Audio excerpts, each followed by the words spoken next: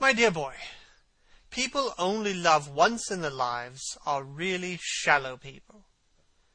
What they call their loyalty and their fidelity, I call either the lethargy of custom or the lack of imagination.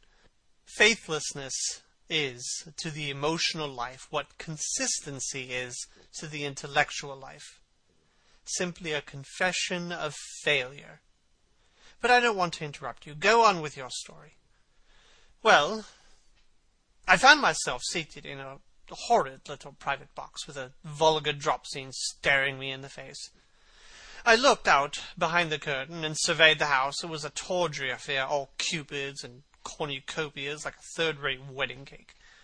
The gallery and pit were fairly full, but the 2 rows of dingy stalls were quite empty, and there was hardly a person in what I suppose they called the dress circle. Women went about with oranges and ginger beer, and there was a terrible consumption of nuts going on. It must have been just like the palmy days of British drama. Just like, I should fancy, and very horrid. I began to wonder what on earth I should do when I caught sight of the playbill. What do you think the play was, Harry? I should think, The Idiot Boy, or Dumb but Innocent. Our fathers used to like that sort of piece, I believe. The longer I live, Dorian, the more keenly I feel that whatever was good for our fathers is not good enough for us. In art, as in politics, les grands prêts ont toujours tort. This play was good enough for us, Harry. It was Romeo and Juliet. I must admit I was rather annoyed at the idea of seeing Shakespeare done in such a wretched hole of a place. Still, I felt interested in a sort of way. At any rate, I determined to wait for the first act. There was a dreadful orchestra, presided over by a young Jew who sat at a cracked piano that nearly drove me away. But at last the drop scene was drawn up and the play began. Romeo was a stout elderly gentleman with corked eyebrows, a husky tragedy voice, and a figure like a beer barrel. Mercutio was almost as bad. He was played by the low comedian who had introduced gags of his own and went on most familiar terms with the pit. They were as grotesque as the scenery, and that looked as if it had come out of a pantomime of 50 years ago. But Juliet? Harry, imagine a girl hardly 17 years of age, with a little flower-like face, a small Greek head with plaited coils of dark brown hair, eyes that were violet wells of passion, lips that were like the petals of a rose. She was the loveliest thing I'd ever seen in my life. You said to me once that pathos left you unmoved, but that beauty, mere beauty, could fill your eyes with tears. I tell you, Harry, I could hardly see this girl for the mist of tears that came across me. And her voice, oh, I never heard such a voice. It was very low at first, with deep, mellow notes that seemed to fall singly upon one's ear. Then it became a little louder, and sounded like a flute, or a distant hautbois. In the garden scene it had all the tremulous ecstasy that one hears just before dawn when nightingales are singing. There were moments later on when it had the wild passion of violins. You know how a voice can stir one. Your voice and the voice of Sybil Vane are 2 things that I shall never forget. When I close my eyes, I hear them, and each one of them is saying something different. I don't know which to follow. Why should I not love her?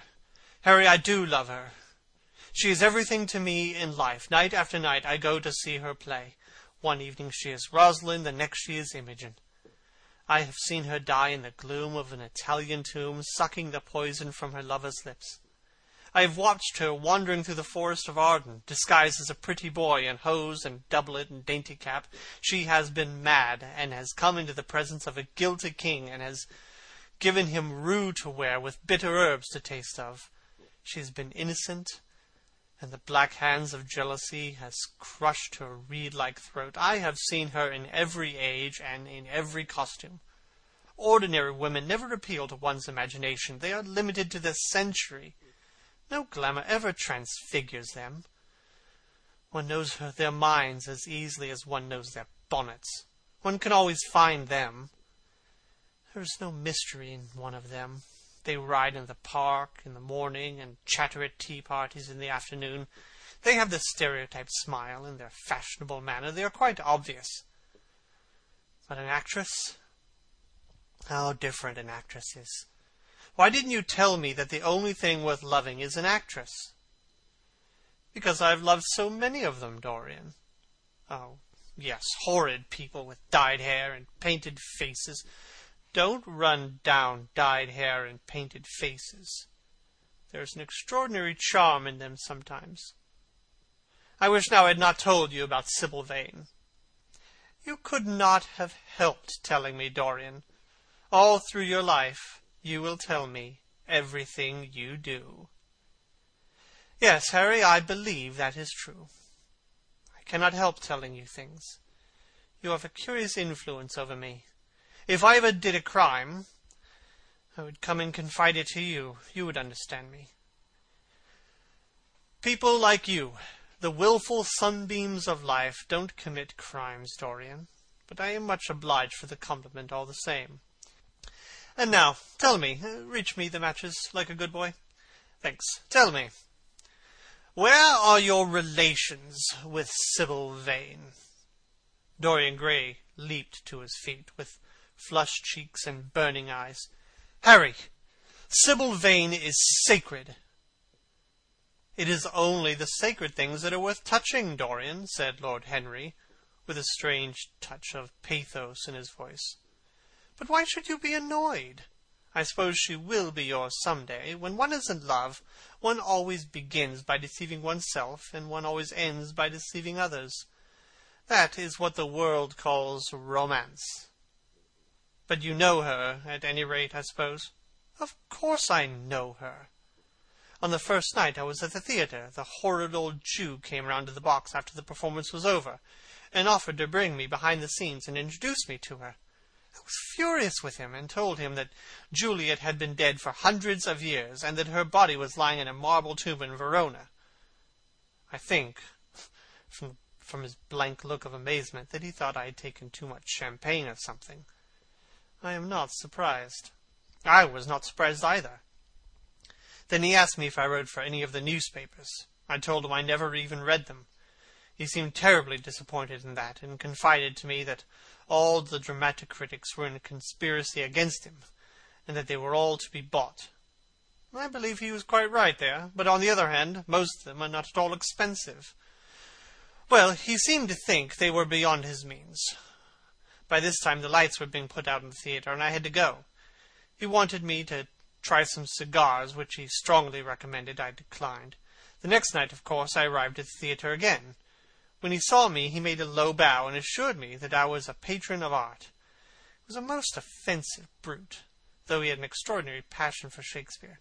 He told me once, with an air of pride, that his 3 bankruptcies were due entirely to the poet, whom he insisted on calling the bard. He seemed to think it a distinction. It was a distinction, my dear Dorian, a great distinction. But when did you first speak to Miss Sybil Vane? The 3rd night. She had been playing Rosalind. I could not help going around. I had thrown her some flowers, and she looked at me. At least I fancied she had. The old Jew was persistent. He seemed determined to bring me behind, so I consented. It was curious, my not wanting to know her, wasn't it? No, I don't think so. My dear Harry, why? I'll tell you some other time. Now I want to know about the girl. Sybil? Oh, she was so shy, so gentle. There is something of a child about her. Her eyes opened wide in exquisite wonder when I told her what I thought of her performance, and she seemed quite unconscious of her power. I think we were both rather nervous. The old Jew stood grinning at the doorway of the dusty green room, making elaborate speeches about us both, while we stood looking at each other like children.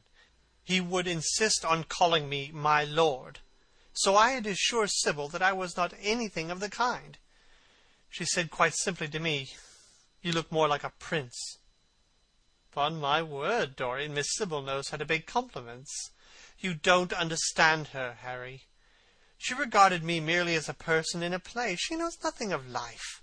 She lives with her mother, a faded, tired woman who played Lady Capulet in a sort of magenta dressing wrapper on the first night, and it looks as if she'd seen better days. I know that look. It always depresses me. The Jew wanted to tell me her history, but I said it did not interest me. You're quite right. There was always something infinitely mean about other people's tragedies. Sybil is the only thing I care about. What is it to me where she came from? From her little head to her little feet, she is absolutely and entirely divine. I go to see her act every night of my life, and every night she is more marvelous.